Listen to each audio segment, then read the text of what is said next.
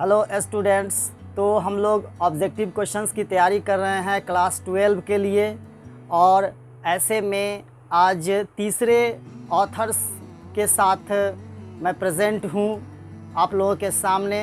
तो आज मैं जिस ऑथर की बात करने वाला हूँ, जिनके बारे में ऑब्जेक्टिव क्वेश्चंस एग्ज़ामिनेशन में आते हैं, उस ऑथर का नाम है मुल्क राज आनंद। तो मैं आज मुल्क राज आनंद की बात करूंगा और मुल्क राज आनंद की रचनाएं कौन कौन सी इम्पॉर्टेंट है जो आपके एग्ज़ामिनेशन में ऑब्जेक्टिव क्वेश्चंस में आ सकता है। तो मुल्क राज आनंद की पहली रचनाओं में से पहली रचनाओं का मैं नाम लेने जा रहा हूं, जिसका नाम है कूली। जी हाँ, मुल्क राज आनंद की रचना है कूली, जो कि ऑब्जेक्टिव में आता है, आपको याद रखना है। और मैं पहले ही बता चुका हूं कि आप कई वीडियो में कि पेन और कॉपी आप लेकर बैठे और इसको फटाक से नोट कर लें। चलिए, तो मुल्क राज आनंद की पहली रचना है कूली, जिसे आप नोट कर लें।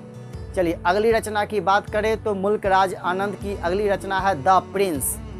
जी हाँ, द प्रिंस नीचे लिखा हुआ है और आप नोट कर सकते हैं, द प्रिंस।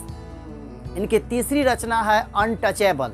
जी हाँ, मुल्क राज आनंद की अगली रचना है अनटचेबल, जो कि कई बार 12 के एग्जामिनेशन में आ चुका है। आप अगर क्वेश्चन बैंक देखेंगे तो आपको पता चलेगा। तो मुल्क राज आनंद की तीसरी रचना हुई अनटचेबल, इसको आप नोट करें।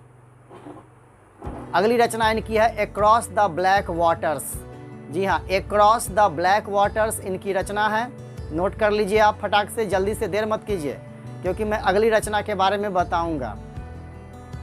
The private life of an Indian Prince, ये इनकी अगली रचना है, the private life of an Indian Prince.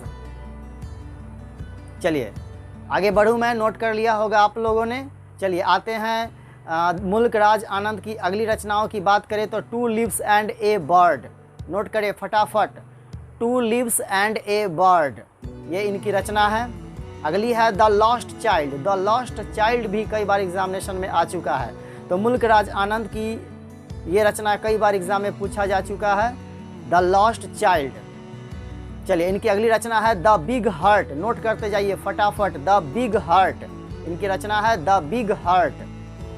चलिए, नेक्स्ट इनकी रचना है confession of a lover. Confession of a lover, फटाक से नोट कीजिए।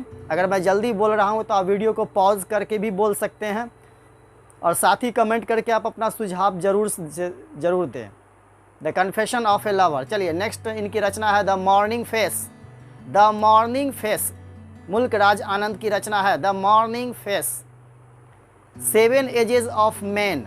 जी हाँ, सेवन एजेस ऑफ मैन मुल्क राज आनंद की रचना है, याद रखेंगे आप, सेवन एजेस ऑफ मैन। चलिए, लास्ट और अंतिम मैं बता रहा हूँ, सेवन समर। जी हाँ, सेवन समर मुल्क राज आनंद की रचनाएं थीं।